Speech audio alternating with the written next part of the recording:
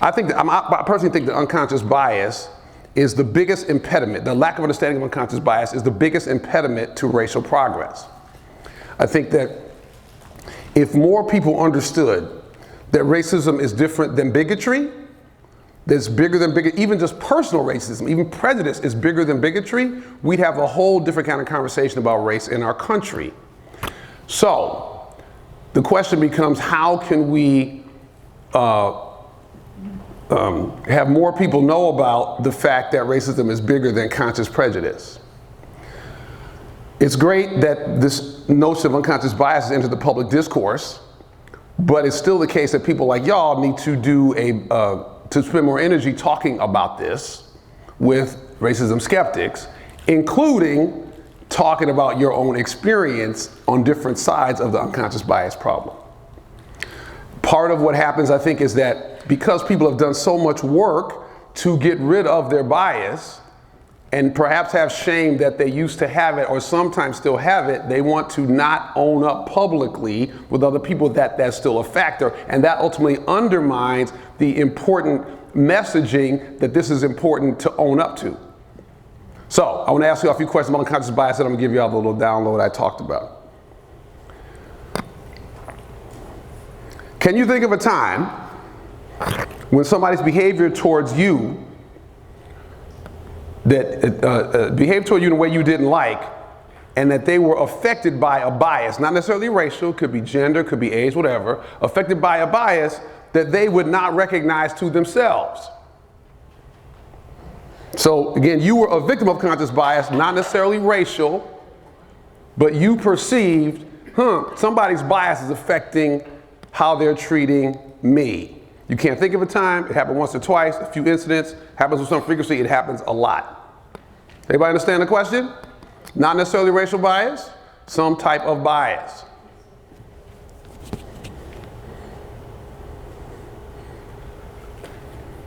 The magical 13.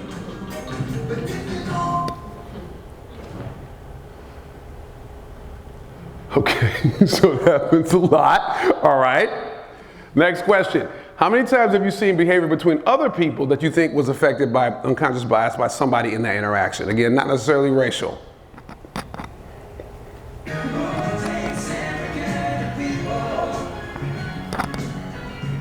Ooh, look at that, 14. You need a 6. Right. Okay, so that happens a lot. Okay. How many times have you, this is on racial bias, how many times have you found yourself having thoughts that reflect a racial bias, even if only for a second, that's out of sync with your values? That's out of sync.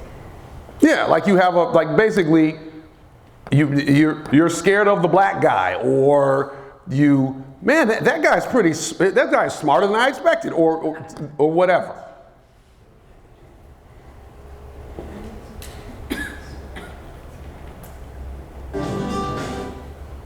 Oops, I forgot the music. Jesus with the music. Okay, last question.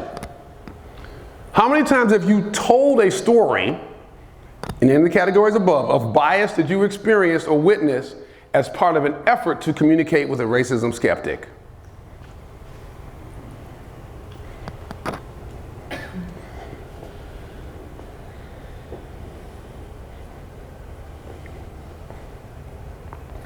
Going to move forward.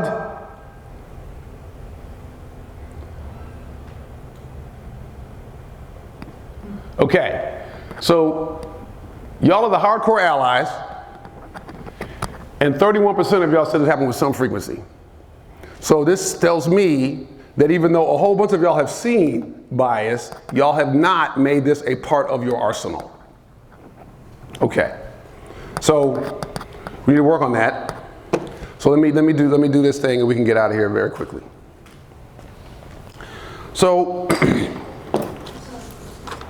one of the things I think we need to think about is how we introduce the concept of bias to people. So I'm going to tell y'all how I do it in group settings. So I'm going to give y'all the quickie version of how I try to create an on-ramp to people in a group setting where they can think about unconscious bias. So I'm going to tell you the results of several studies. Some of those studies are social psychology studies, which I love because they're sneaky. Because people come into a setting and they think they're being tested on one thing, and they're actually being tested on something very different. So one of them,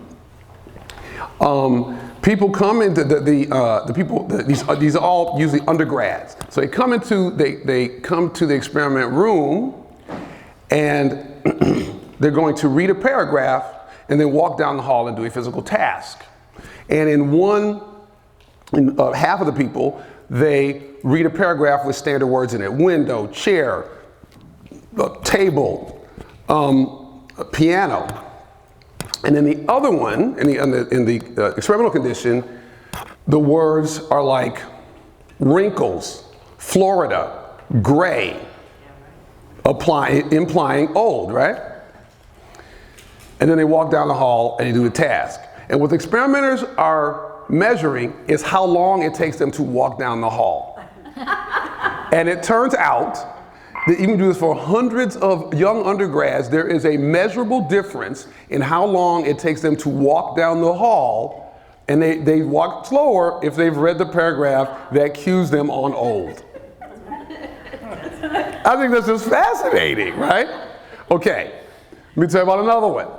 So another experiment, the people come to the experimental building, and they're going to come in and they're going to read a hypothetical description of a job applicant and then rate them for a job.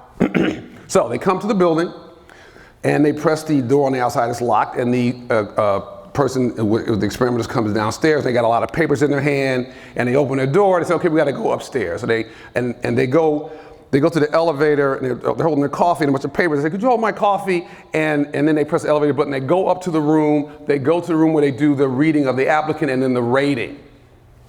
What the experimenters are rating is whether or not the temperature of the coffee affects the rating of the applicant. And it turns out that if the people who held warm coffee and compared to iced coffee rated the applicant as a better person, better for the job, smarter, and would get along with people more. Wow. Based on, right, so when next time you have a job interview, hot coffee, not ice, right? If you're going to interact with the person. Now, in neither case would anybody think that they are affected by something as irrelevant to the task as what they read or the coffee. But that's the way that the mind works. Our minds are affected by things we're not aware of. Another experiment, this is not an experiment, but just a research study. University of Toronto, 6 years of looking at medical school applications. And looked at the various factors that might affect whether people got in or not. And one of the things they found was that if it rained on the day that your application was processed by the committee, you had a 10% less chance likelihood of getting admitted. Right. But there are those, I'm not going to keep going. Yeah. Blame it on the rain. Exactly, blame it on the rain, right? So again, none of the people on those committees would think that they are affected by something as irrelevant to the task at hand as the weather. Okay. So let me tell you about another finding around bias. In the 90s, people who are into sort of high-end symphonies started to notice the paucity of females in those positions who would be deemed qualified to be in these high-end symphonies. So they said, well, maybe we need to deal with the bias about that, and what we're going to do is have people come out, and instead of being seen by the raters who are listening to their audition, they'll be behind a screen. So they do that, and there was a slight uptick in the number of women who are accepted. Then somebody realized, hey, you can hear whether it's a male or female, so we're either going to have them come out in stocking feet or we're going to have carpet. And when you do that, the number of females who are deemed to be worthy of being in these symphonies goes up dramatically. That's right. Wow. Okay? So again, these people rating the symphonies, they don't hate women, they're trying to get the best symphony possible. But they're affected by stereotypes around gender that they're not aware of and would say, oh, I'm not affected by that. Another experiment was done where they looked at 1,200 science professors, people who run science labs. 400 were women, 800 were men. They sent each person a hypothetical applicant for a low-level job. It's somebody with an undergrad degree in science and wants a low-level lab job. And then they have them rate their appropriate salary and competence level on a scale of 1 to 5. The only difference is that there's Jennifer Smith and there's John Smith. Everything else is exactly the same.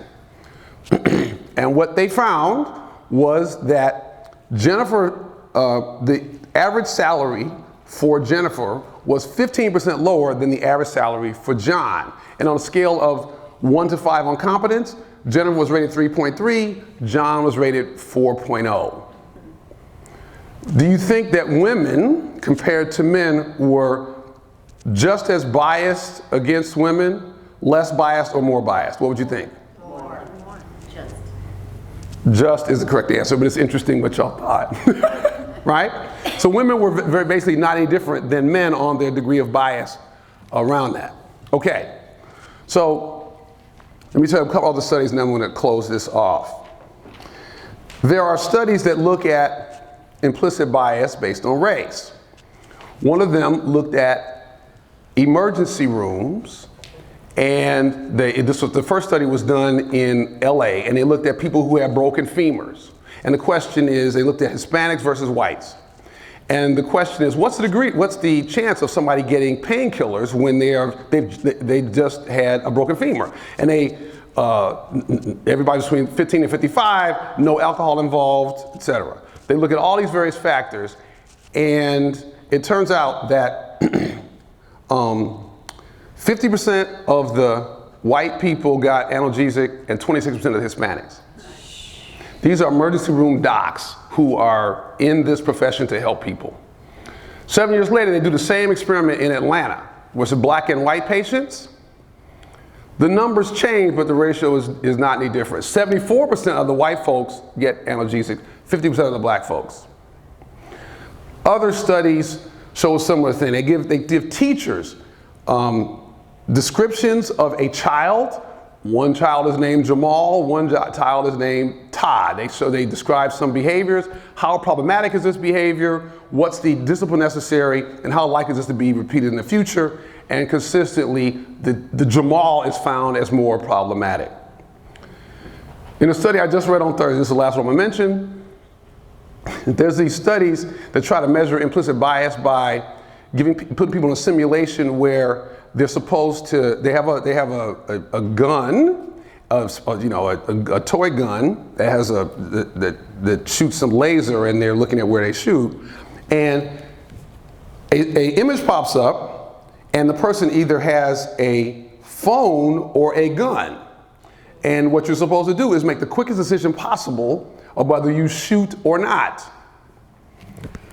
And obviously you want to shoot the people with the gun and not shoot the people with the phone.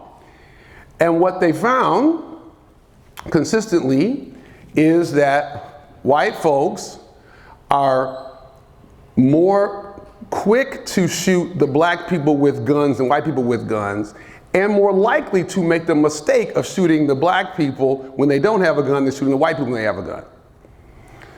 The study I just read, this goes back like 13 years. The study I just read did one with robots with the skin color of white and black.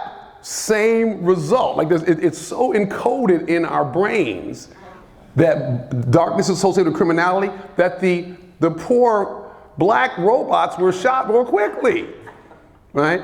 So this implicit bias question is deeply embedded in our consciousness. And it's important we start talking about that. I want you to notice what I did.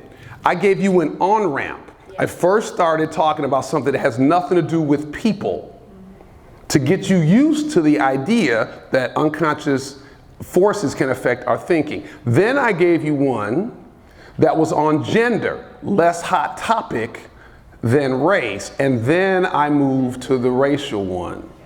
Now, I am not saying that you need to memorize that little sequence or spew that out randomly, but there might be times when you're trying to talk to somebody about unconscious bias that you break out a fact or two that might be intriguing, and you want to make good choices about the sequencing of that. Does that make sense for people? Okay.